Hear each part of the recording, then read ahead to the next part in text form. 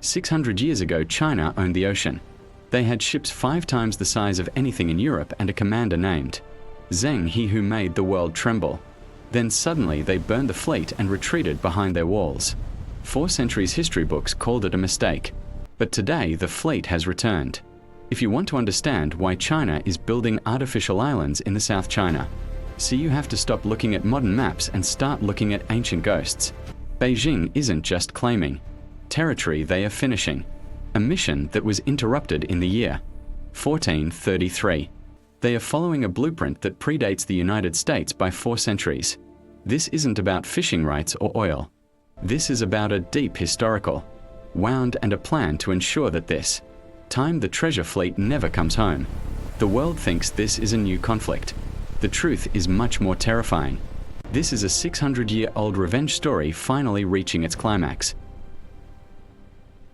In the year 1433, the largest naval force the world had ever seen simply vanished.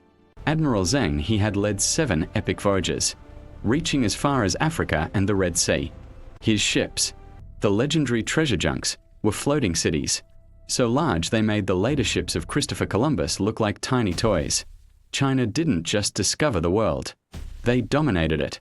But then, the unthinkable happened. The emperor ordered the fleet to be dismantled. The maps were burned. The sailors were sent home. And for nearly 600 years, the dragon turned its back on the sea. Historians often call this the Great Withdrawal, a moment of isolationist madness that cost China the world. But if you look closer at the archives of the Ming court, a darker, more calculated truth emerges. The withdrawal wasn't about fear. It was about the realization that the true threat to the empire didn't come from the open ocean, but from the coastlines. They realized that he who controls the gateway to the east controls the fate of the dynasty. Today, that same realization is driving the most aggressive naval expansion in modern history. When you see the Chinese Navy building bases on tiny rocks in the Spratly Islands, you aren't looking at a new strategy. You are witnessing the resurrection of the Ming defensive perimeter. Beijing is terrified of the same vulnerability. That ended the treasure fleet's reign. The fear of being choked at the throat. There is a concept in modern warfare called A2AD, or anti-access area denial. It is a fancy way of saying keep the outsiders away from our home. But for the Chinese leadership, this isn't a modern military doctrine. It is an ancient debt being paid. They are creating a great wall of water to replace the great wall of stone. They are building a fortress in the Pacific because they remember what happened the last time they left their gates unguarded. The ships they are building today are not just vessels of war. They are symbols of a 6-century-old regret. They are moving to ensure that the Malacca Strait, the narrow passage where 80% of their energy flows, can never be closed by a foreign power again. They are digging through their own history to find the strength to challenge the West. And at the heart of this strategy is a name that every naval strategist in Washington and Beijing knows by heart: Zheng He. Because the man who once commanded the waves is no longer just a memory. He has become the ghost that is guiding the modern Chinese Navy back to its throne.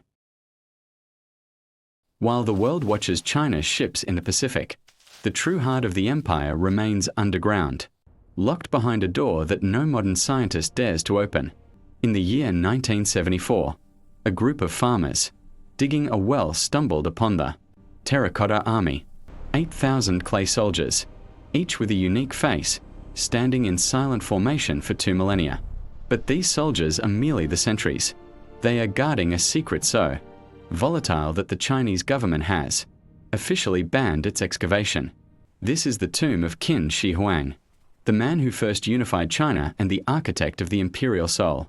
Ancient records describe a palace beneath the earth, where the ceiling is studded with pearls to mimic the stars, and the floor is carved with the map of the empire. But it's what flows between the mountains that stops modern archaeology in its tracks. Rivers of pure, liquid mercury, circulating in a perpetual loop to symbolize the eternal life of the state. Soil samples today confirm the presence of mercury levels hundreds of times higher than normal. It is a literal sea of poison, a booby-trapped monument to the idea that some secrets are worth killing for. But why keep it closed? In an age of satellite lasers and ground-penetrating radar, why does this tomb remain the ultimate forbidden zone? The answer isn't just about the poison, or the rumored crossbow traps that still sit in the dark, ready to fire. It is about the narrative. To open the tomb is to risk damaging the symbol of Chinese unity. In the eyes of Beijing, Qin Shi Huang isn't a ghost.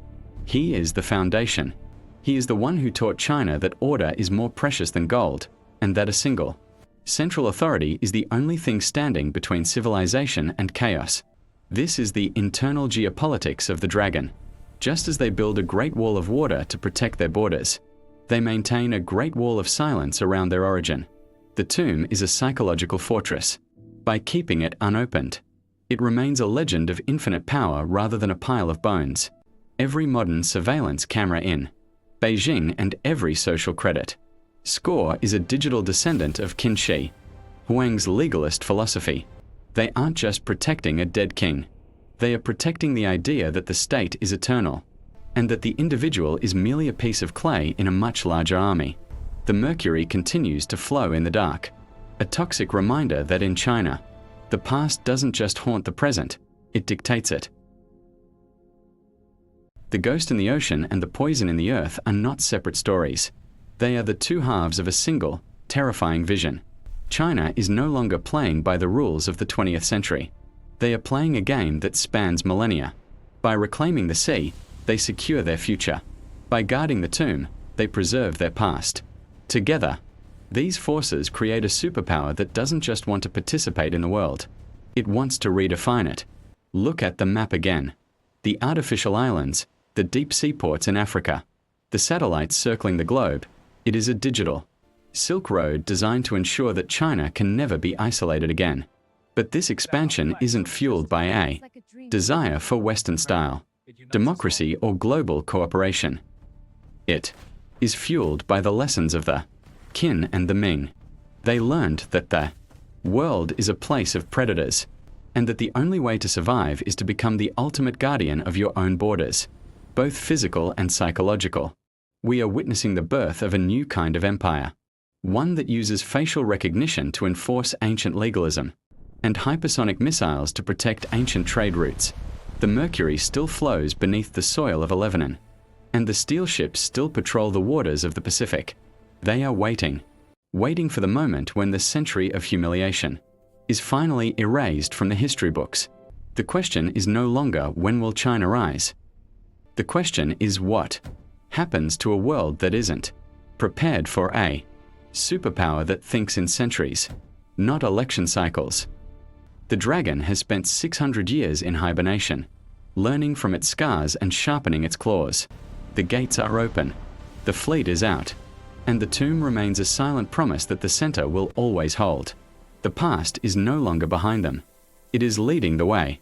If you want to understand the forces shaping our future, you have to look where others are afraid to stare. We are uncovering the dark history that the headlines ignore. If you found this deep dive valuable, hit the subscribe button and turn on notifications. The history of the world is being rewritten in real time, and you don't want to be left behind. Join the Past Feenix community. Let's bridge the gap between the ancient world and the coming storm. What do you think is hidden in the first emperor's tomb? Tell me in the comments. I'm reading every single one.